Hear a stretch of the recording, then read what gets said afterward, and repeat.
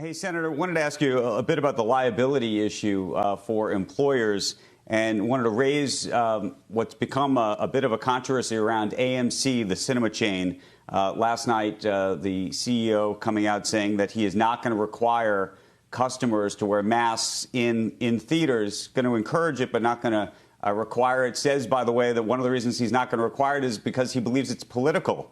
And you heard the president yesterday make comments that he believes that wearing masks are somehow a signal of a political view against the president.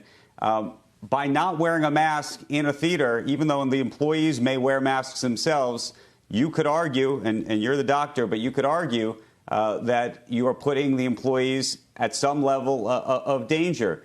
Would you provide liability protection for a theater like that?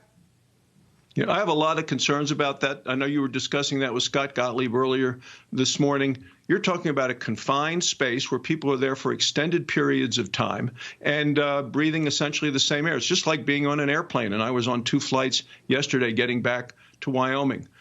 When that happens, I think people's increased risk is there, and people ought to be wearing masks in those situations.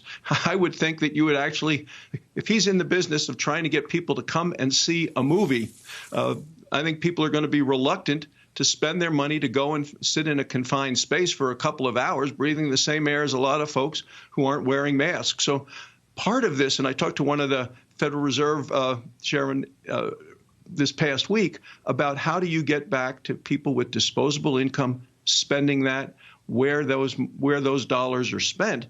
And people have to feel safe as they go out and back into the community, back into entertainment entities. All of those things are important as people make buying decisions. So, you know, I think that you want to make sure that you're providing liability protection for businesses that are following the prescribed guidelines, and make sure that we just don't have all of an explosion of lawsuits. If somebody said, gee, I went and shopped in that store, or I went to that school, or I did, went to that doctor, and now I have coronavirus. I think we need protection that is not there today.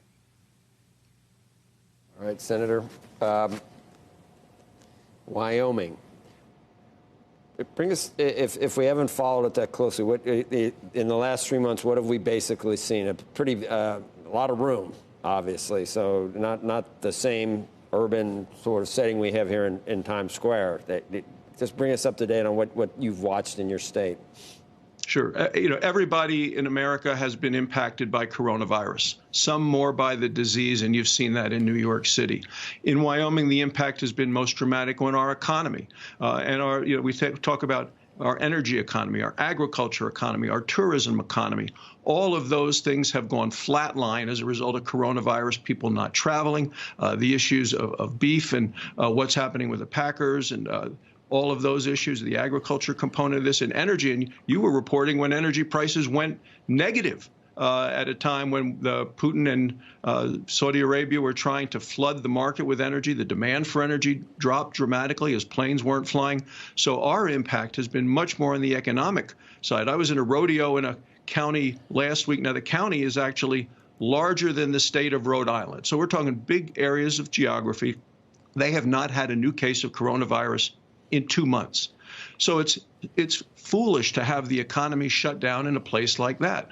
That's why it's so important that we reopen, get people back to work. And now that we have the capacity to do it, it makes a difference because people can find treatment, find testing, all of those things. We're testing now across the country 500,000 people a day. The entire month of March, we've only tested 1 million people in the United States. So the capacity is there. The hospital capacity is there. We need to get America working again, and now is the time.